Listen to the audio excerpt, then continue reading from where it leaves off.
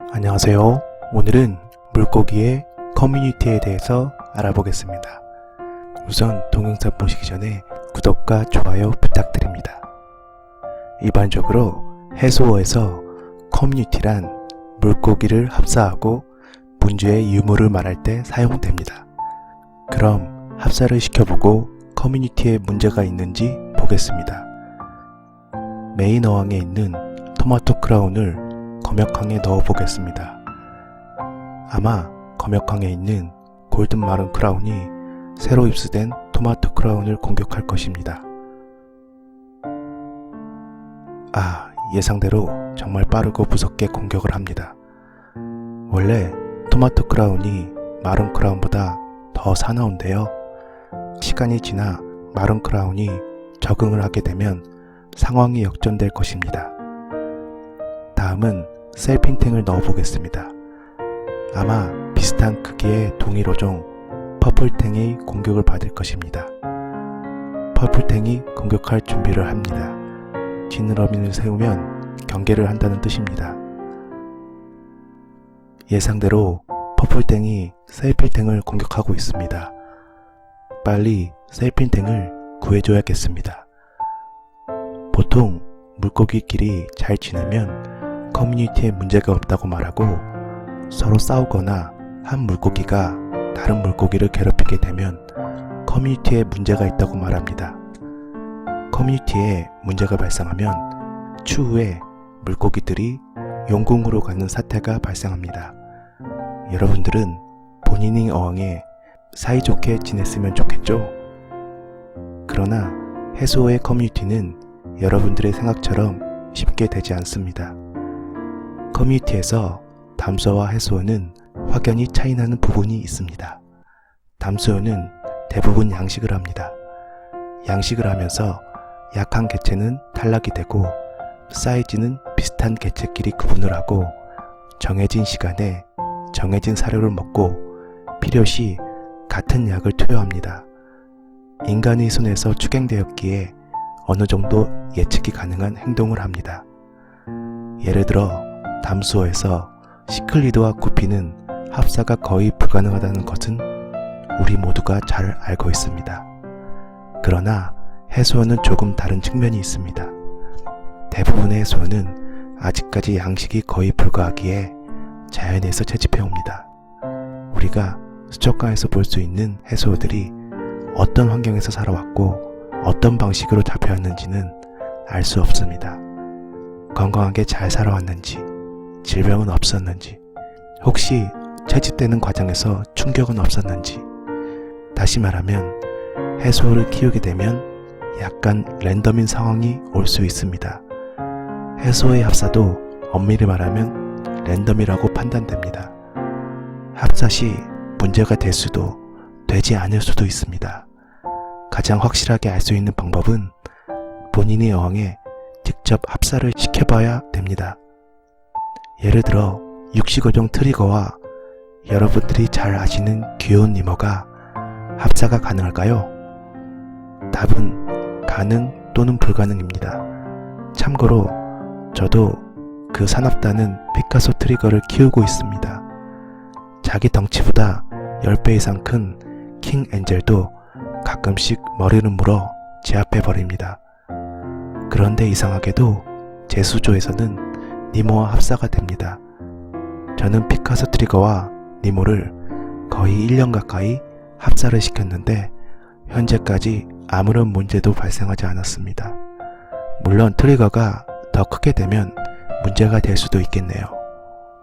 결론은 해수어에서 커뮤니티는 어항에 넣어야 알 수 있다입니다.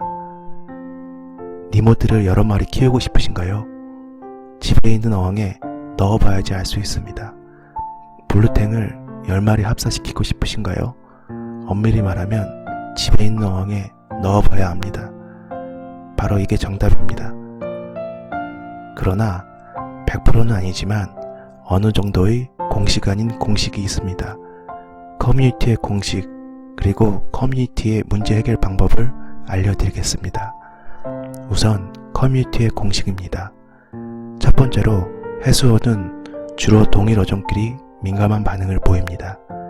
손에 보이는 니모가 같은 어항에 있는 다른 니모를 물어뜯을 수도 있습니다. 동일 어종을 합사시킬 시에 동시에 입수시키게 되면 그나마 합사 성공 확률을 높일 수 있습니다. 또한 니모 두 마리가 쌍이 잡힌 상태에서 추후에 한 마리의 니모를 추가하고 싶다면 새로 입수된 니모는 쌍 잡힌 니모들에게 집중 공격을 당할 가능성이 큽니다. 니모를 키우고 싶으시다면 두 마리 또는 여러 마리를 키우시는 것을 추천드립니다. 두 번째로, 덩치가 큰 물고기는 덩치가 작은 물고기에게 비교적 관심을 덜 갖습니다. 예를 들어 대형 엠페러 엔젤이 집에 있다면 크기가 작은 엔젤 유어를 합사시키게 되면 문제가 없을 가능성이 높습니다. 동일 어종의 비슷한 크기라면 서로 싸우거나 한 녀석이 일반적으로 당하는 경우가 많습니다. 그러나 물고기의 크기가 차이가 나면 큰 녀석이 작은 녀석에게 관심을 갖지 않는 경우가 많습니다. 세 번째로, 합사는 작은 물고기 또는 순할 물고기를 우선적으로 입수를 하고 본인이 어항에 최소 7일에서 10일 이상 충분히 적응시킨 후에 큰 물고기 또는 사나운 물고기 순으로 입수시키는 것에 커뮤니티에 도움이 됩니다.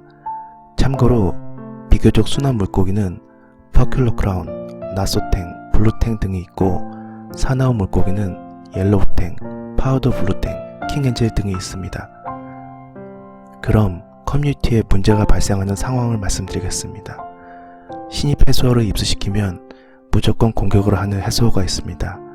약 2시간에서 하루 정도 지나면 서열이 정리되어 커뮤니티가 해결되는 경우가 있습니다. 다만 신입 해수어가 텃세를 부리는 해수어에게 공격을 받으면서 버틸 수 있는 맷집이 있느냐 없느냐가 관건입니다. 다음으로는 후순위에 사납거나 덩치가 큰 해수어를 입수시켰는데 처음에는 커뮤니티에 문제가 없다가 덩치가 큰 해수어가 수조에 적응하게 되면 작은 해수어를 공격하는 경우가 있습니다. 그 다음으로는 처음에는 아무런 문제가 없다가 서서히 공격을 하는 해수어도 있으며 약한 기체가 들어왔을 때 공격을 하는 경우도 있습니다. 마지막으로 커뮤니티를 해결하는 방법을 알려드리겠습니다. 공격을 하는 사나운 해수어를 격리하는 방법입니다. 사나운 개체를 2-3일 정도 격리를 시켜봅니다. 그리고 다시 합사를 시킵니다. 또다시 커뮤니티에 문제를 일으키면 공격을 하는 개체를 약 5일에서 일주일간 다시 격리통에 넣습니다. 그리고 또 합사를 시켜줍니다. 이 과정을 반복하게 되면 어느 정도 커뮤니티가 해결되는 경우가 있습니다. 그러나 만약 이런 방법이 통하지 않을 경우 방법은 하나입니다. 둘 중에 하나를 방출해야 합니다. 커뮤니티 해결이 불가한 상황이기에 아쉽지만 결단을 내리셔야 합니다. 추가로 파우더 블루탱 합사에 대해서 알려드리겠습니다. 파우더 블루탱, 파우더 브라운탱, 아킬레스탱은 아컨스레스의 종입니다. 너무나 아름답고 귀여운 매력이 있어서 해수인들에게는 인기가 많습니다. 그래서 한 어항에 합사를 시도하시는 분들이 많습니다. 그러나 합사가 거의 불가하다고 보시면 됩니다. 저 또한 파우더 블루탱과 파우더 브라운탱을 합사 시도를 해봤습니다. 커뮤니티 해결을 위해서 격리를 반복하였습니다. 어느 순간 서로 공격하지 않고 양 사이드의 자리를 지키는 모습이 보였습니다. 그런데 며칠 후 5개월 가까이 축양된 제 파우더 블루탱이 용궁으로 갔고 그 다음날 브라운탱도 용궁에 갔습니다. 넓은 유형 공간이 필요한 종인데요. 돌연사라도 볼 수 있지만 아마 커뮤니티로 인한 엄청난 스트레스가 죽음의 원인이라고 생각합니다. 본인의 어항이 5자 이하의 수조라면 꼭 한 마리만 키우시길 권장드립니다. 이상입니다. 다음 편은 여러분들이 어항에서 몇 마리의 물고기를 키울 수 있는지 바이오로드에 대해서 배워보겠습니다. 감사합니다. 유익하셨다면 구독과 좋아요 꼭 부탁드립니다.